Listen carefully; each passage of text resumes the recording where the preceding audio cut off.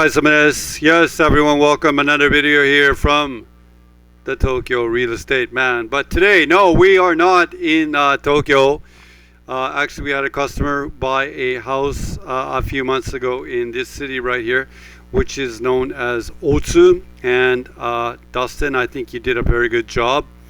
I'm always on the channel in recent days, or I guess in the recent months. We're trying to find places, connecting places to the Tokyo real estate bull market. And here in Kyoto, you can see here, I've manipulated the data here in some ways here, but you can see here in central Kyoto, you can see that we do have some red pill samples or some more expensive places. We see a house here, 114 meters for 1.5 million. We're looking at detached houses today. Here's another one in Kyoto here for 1.64 million, 175 meters in central Kyoto. Now, so this is the sort of map we're looking in here, and I've chosen some stuff here that we're going to look here in Otsu, and this one place here in Yamashina-ku, which is in southern Kyoto. Now, before we do get to there, I wanted to come here to the Chat GPT, my friend Chatty, or I think he's known as Gronk, if I'm not mistaken. I really don't know, but Chat GPT right here, and I wanted to check on some of the population data here in the area, and it says the population of Yamashina Ward in Kyoto has remained relatively stable over the past few decades, showing a slight downward trend rather than significant growth. Here's a breakdown. So you see 1995, the population, and this is kind of in between. It's on the southern end of Kyoto and in between Otsu and central Kyoto. And the population in 1995, which would be really near the peak, 137,000. And here in 2021, 134,000. So for the most part, pretty stable. I guess you could say that it was losing so that's a difference of 3,000 people, 100 people a year. So that's pretty stable. And then the interpretation comes here from 1995 to 2000. There was a small increase, 525, approximately 0.4%. After 2000, the population gradually declined, reaching 134,253 by October of 2021. And obviously the numbers, we don't know what's happened in those 4 years yet, and we'll see that. We'll see going forward. Overall, Yamashina's population has declined modestly. Okay, so yeah, that's kind of the skinny with it right here, though, too.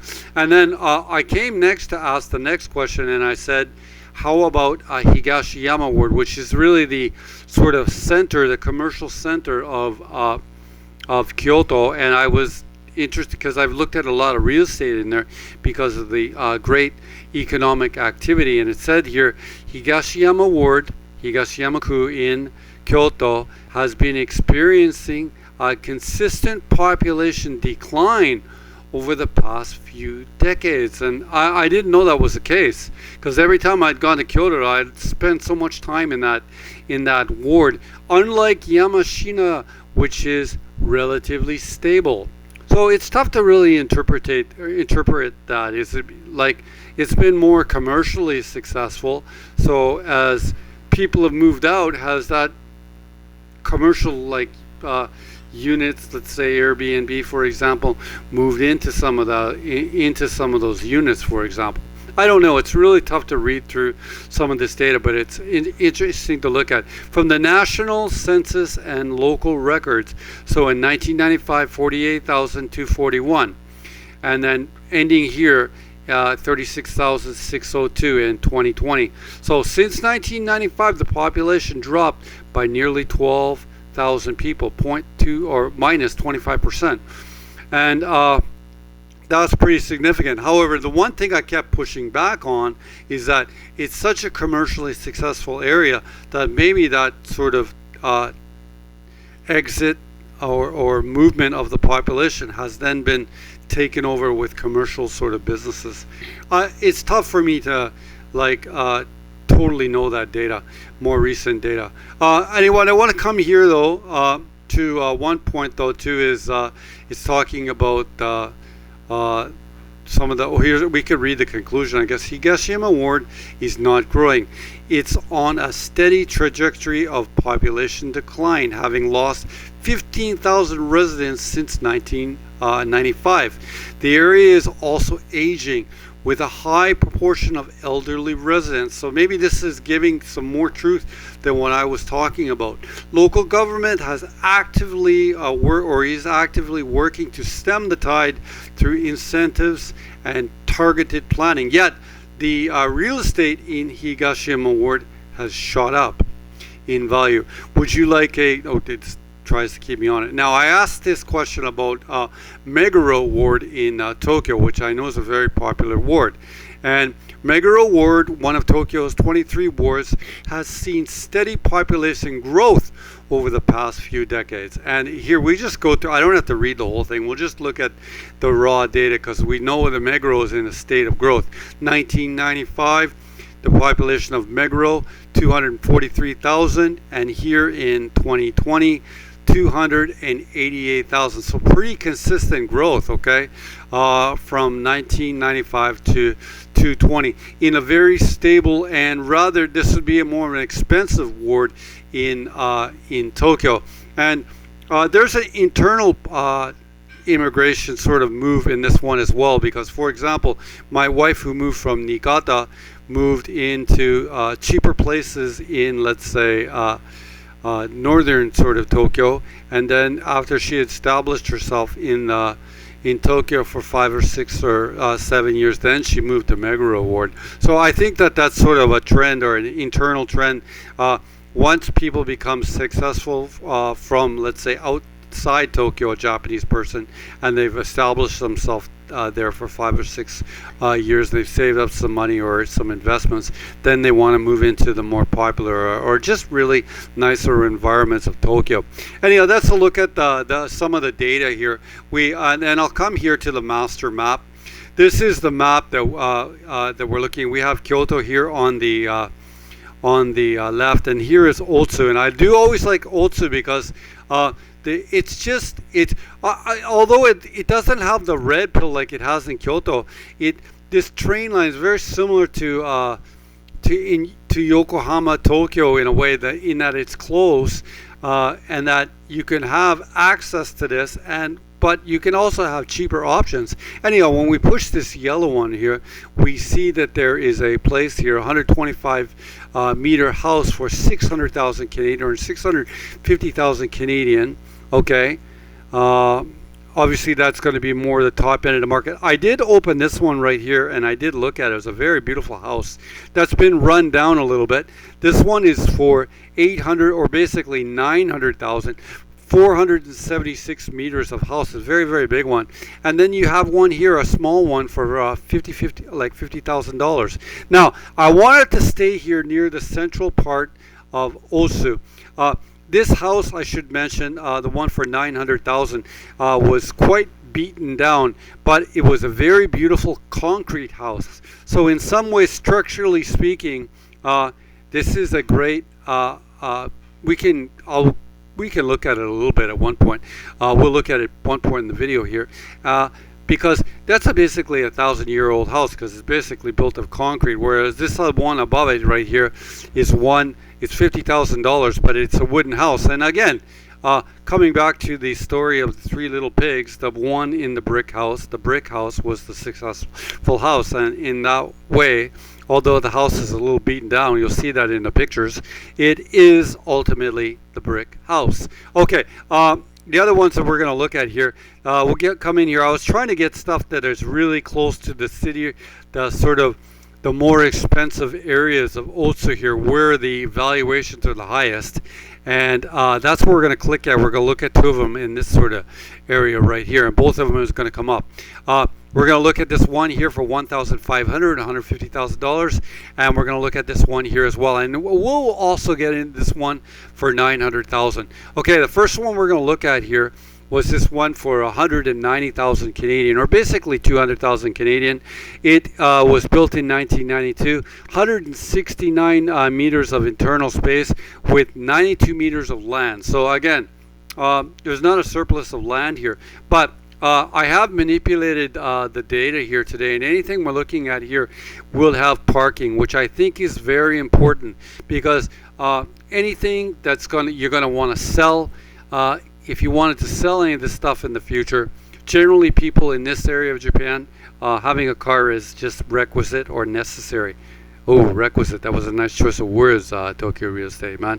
Anyhow, there you have the house. Totally a 1992 house, and we'll go through the pictures. And you can see it's 1992. But it looks like this is something that you could easily update right here, this kitchen.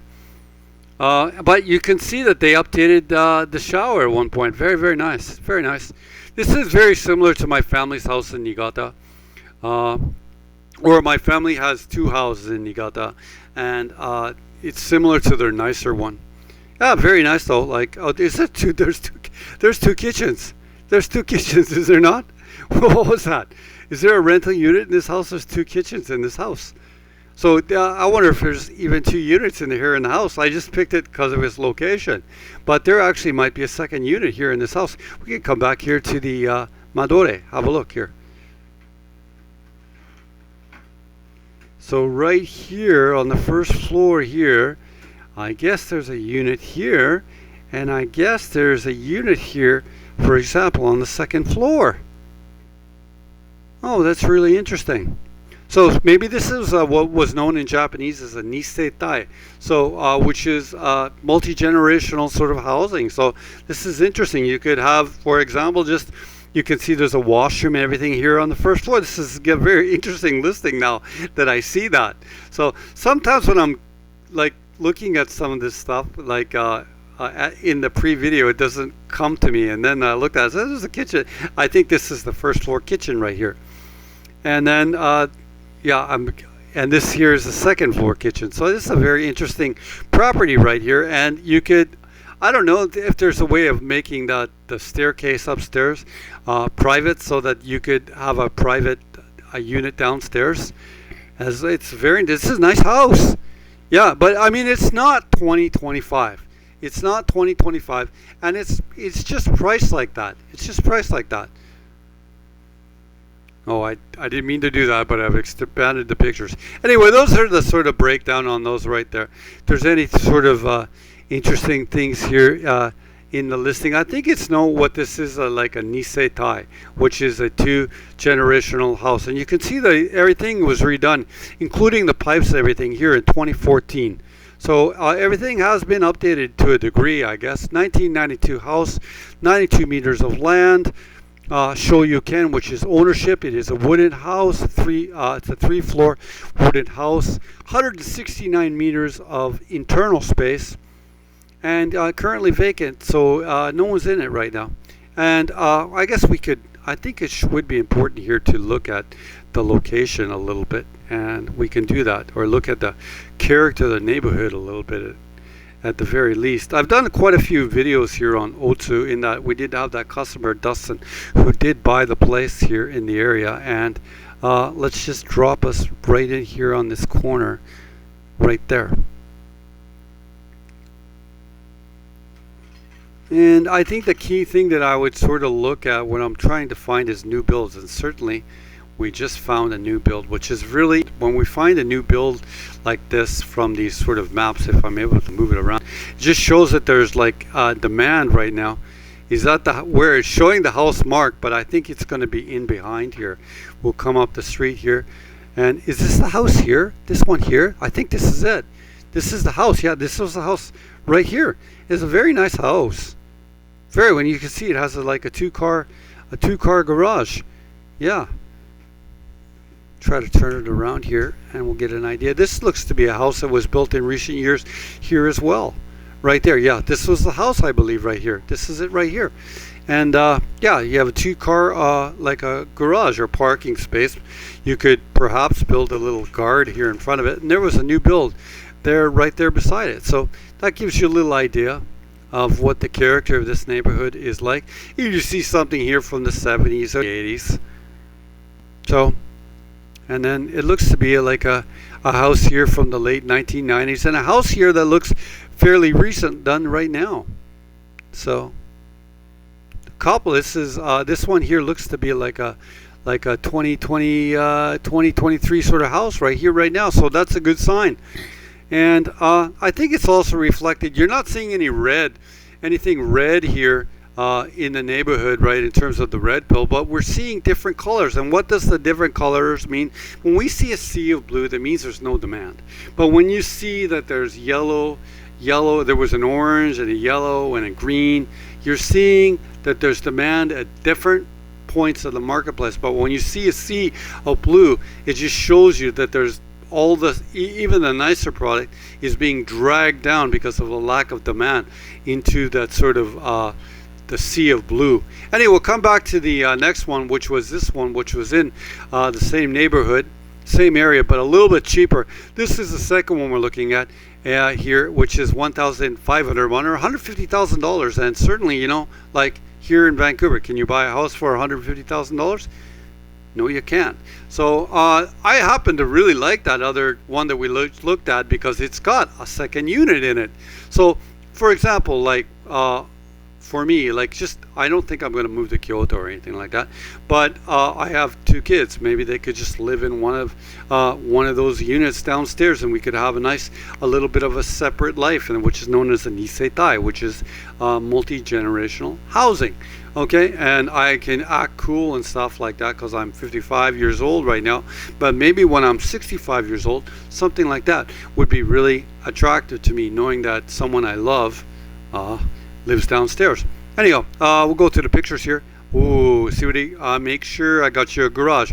Talk about this all the time. This was built in 1970, but this is a really early good example of how in 1970, usually it didn't come around till the 80s, but the great foundation work in the 1980s starts basically, for the most part, in the 1980s, where they're building the house on top of this parking spot. And the Japanese people from the 1970s, they start to demand the industrial capacity, the surplus of the country, start to come to them, which is a great thing. And that's why the houses improve. And that's in some ways why people always want the newer sort of product, because they just want the stuff that's a little now. So yeah, you can see like this kitchen has never been updated. So in a way, I don't think it's garbage. I think this is a pretty nice house, but in some ways, this is not now. But to replace something like this is not very difficult either. It's pretty easy. Like these kind of window systems are often talked about are definitely a 1970 version. And yeah, I mean, this house is screaming 1970. But it looks to be a very well maintained house. So, and it's just being priced at it's being priced basically at land price. But yeah, they updated this Genkan door. This is nice. Yeah, there you go, and you see it. There, go back to the parking space. But this is the environment that you're looking in. You're looking at here, which is just basically single-family housing. I don't really think I have to cover too much of the map sort of stuff here in this unit.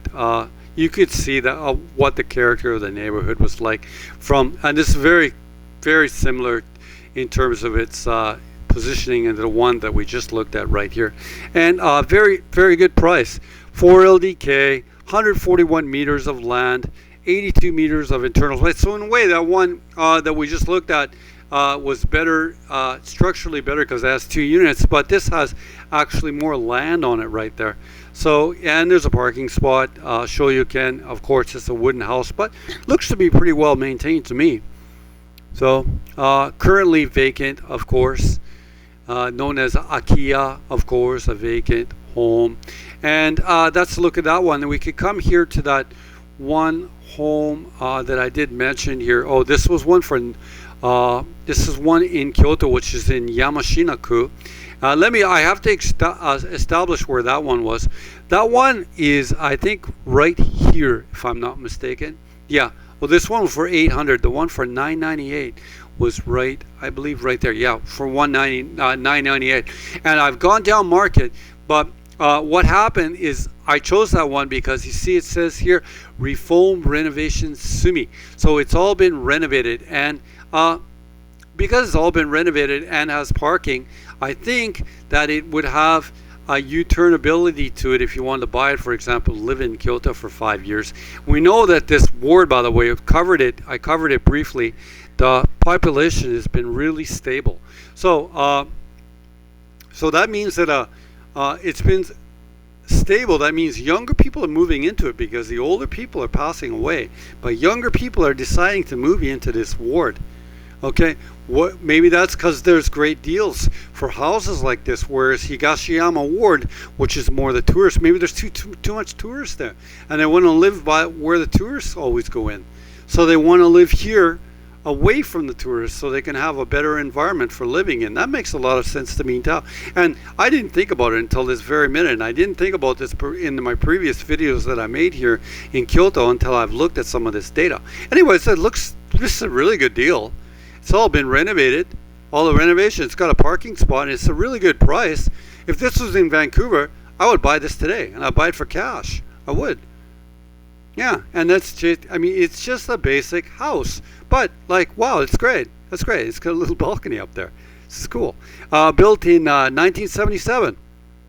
Yeah, but look, I think right beside it, look, that's a new build. And none of these houses are old here. So this... I'm extrapolating on this data. Maybe that's why this sort of war is growing. It's it's not declining. Young people are moving into this ward. Maybe this is the deals, or maybe this they like the community, or it's a place that's happening. And I don't think people will want to live near all the influx of tourists all the time either. That's a nice kitchen. You see what I mean? That's why when I looked at it, I was like, okay, everything totally hasn't been done. Maybe the ceiling hasn't been done, but nothing here gets me down. This looks pretty nice to me. Yeah, it's nice. It's nice. And certainly, like this, you could say that, oh, this is an old bathroom. I think in some ways tile is better than the new system bathrooms that they have. So this is actually more sustainable, if that's a word. Oh, sustainable Tokyo real estate, man. You're so now. Okay, there's 43 photos. I better keep going though. Okay. It's just you can just see this is what I would say. It's priced really cheap. It's a really good. This is a great deal. And you can see that Yama here, the readings here in Kyoto. This of course means mountain, and this this usually means it means the mountainous area sort of Kyoto, and you can see that there's mountains in behind here just from the this is really nice house. This is a great deal. I think I'm gonna have to use this one in the video, house in Kyoto for $70,000 US. And this I guess is going to be outside, which is I don't think this is, I'm guessing inside that there was a place for the laundry and everything like this. This is in the back of the house though.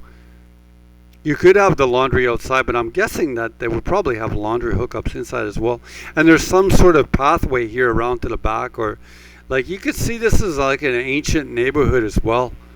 In that, this is all stuff that would have been built in the 1960s, it looks like, which just shows you that there's a lot of, Kyoto does get cold here in the winter, and this is a ditch system or a drainage system, which would probably all this is all great irrigation systems that they have built. And I've known this because I've studied a lot in my sort of mountain hometown of Tokamachi, Niigata. So and this would have been done Japan wide, and I just love going around looking at these sort of irrigation systems. At one point in time, some of this would be brought into the fields, and there will be rice fields and vegetable fields here in Kyoto for sure. So yeah, none of the water is wasted. That brilliant generation of people that came in post-war Japan just never ceased to amaze me with their design techniques. And this is the post office, just establishing there's everything here. It's actually this says Shiga Ginko, and this house is technically in Kyoto, but as you can see here though too, but it's also positioned very well for Shiga, which is and if you've never been there, Biwako, or the lake there at in Shiga, is very, very beautiful. So this position of this house is very, very nice, very, very good. So I like it. Happy to come here and study some of this stuff here today. Anyhow, the last one we'll look at here. So far that one, I've liked everything that we've looked at today. I in fact like it. Was this the last one right here? I wanted to look at, yeah, this was the really the one that was on top of the mountain for $900,000, and it had 476 meters of internal space, which is a 5,000 square foot house, I guess you could say. 318 meters of land, you could see, and this is a concrete house. So, however, and you can see it has a whole like sort of yard and like almost like a complex with it all. Anyway, we'll go through these pictures right here, and you can see I think these are all brick, or if not they're brick. There was a sort of style of tile. They look to be a little bit dirty, like it needs a pressure washing to me right now. And yeah, double car garage. This is a really nice house though too. So, oh wow, look at that, there's a view, and I'm guessing that let's try to expand that right there. So it has a view. So it's on top of a, see, right beside this house was a temple, and the temple on top of the hill. So there's a very nice view with it. So yeah, this is neat. It's a great place to get your vitamin D right there. Oh wow, that's interesting. Yeah, I'm sorry, I carry on a lot about vitamin D, but the vitamin D just is like when you get great vitamin D, just so many health problems aren't going to come your way. So yeah, it's a great house. This is on electricity, which is an IH range. And yeah, there's nothing really not to like about this house, other than it's a little, I think it was built here in the early, sorry, the 1990s, and nothing of this has been updated. But I mean, it could be, you could throw another $100,000 and up into this house and update it, but like nothing in this house really gets me like, I don't mind it at all. Like, I don't mind like this sort of pink bathroom at all. Actually, I kind of like it. And the IH range and the sink and everything like that. And you can see the garages. Oh, that would be like, that's probably not even the garages. That's, oh, or that might be one of the garages, showing it open up and stuff like that. So yeah, that's a really nice house. And then you can see it's sort of placement on top of the hill here. If we can, yeah, you can see how, if I look at the place name here, and these are grocery stores. That's a Kyoto grocery company known as Fresco, and it's showing there too that there's parking. So it just shows you right there that the commercial businesses provide parking. Why? Because they're best customers. Okay, they all have cars. So, and then if you don't have a house without a car, you're like you're just not in with the systems of suburban or rural Japan right now, which is based on a baseline level, the 660cc engine, which is the K truck, or the K car, or call it what you want. K means karui, or small. That's all. Anyhow, that's the very top of the marketplace. But certainly that wasn't a like you see a house that was built in 1992, and it's just stayed 1992. I don't think, you can see right here that behind here is a temple, and it's in Yamashina Ku right there. And I don't know, I was looking for a hint in the place name that it was stuck on the top of a hill, but you could see already on the map where that was. We'll come back here to the master map, and that one was right here. And yeah, so this is just an interesting area. I know that Dustin had bought a house over here on this side of Otsu right here, but if you do have a chance to coming here, it's very, very beautiful.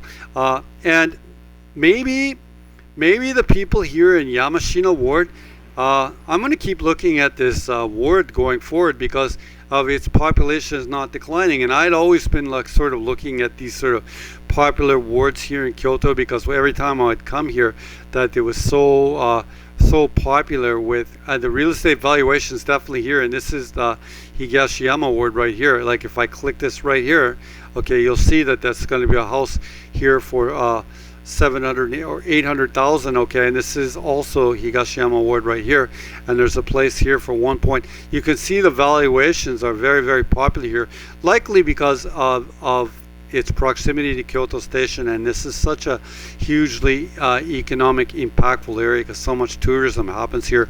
But you know what? Not everyone wants to be exposed to all this tourism every day. So people are, and that's why the population here is declining here, but not declining here. But like if I were just push this other blue one here, we can just push it because, like I say, looking at lots of listings is a really good way. Here's another house for $97,000. People are moving into this ward, and that's why this the elderly people were there originally too, and they're passing away.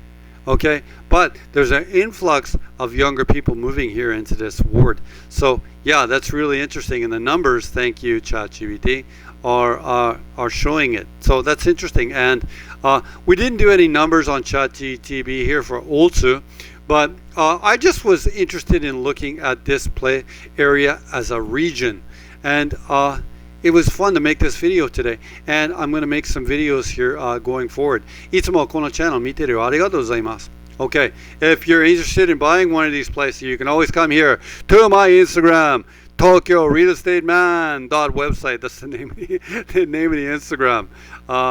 Right there. As I said previously, a lot of this stuff is just sort of bringing stuff over here from the YouTube right here. This is me doing this video here in Niigata. And again, I covered this in this video here. It's a very interesting short video. I talked about it here today, how the irrigation, even in Yamashina ward, is so important. And in this, I just am a fan of Japanese irrigation systems, and how the snow is melting right here and the water is being collected and irrigated into the fields. That's exactly what was happening there in Yamashina ward when we went behind that house. These are all collections done by this brilliant generation of Japanese urban designers and people, and their efforts to make Japan a stronger country by protecting the precious water resources of Japan. You can always DM me there if you're interested in a property or contacting me. Other way of contacting me here is at the website Tokyo Real Estate Man .website, if it ever comes up here.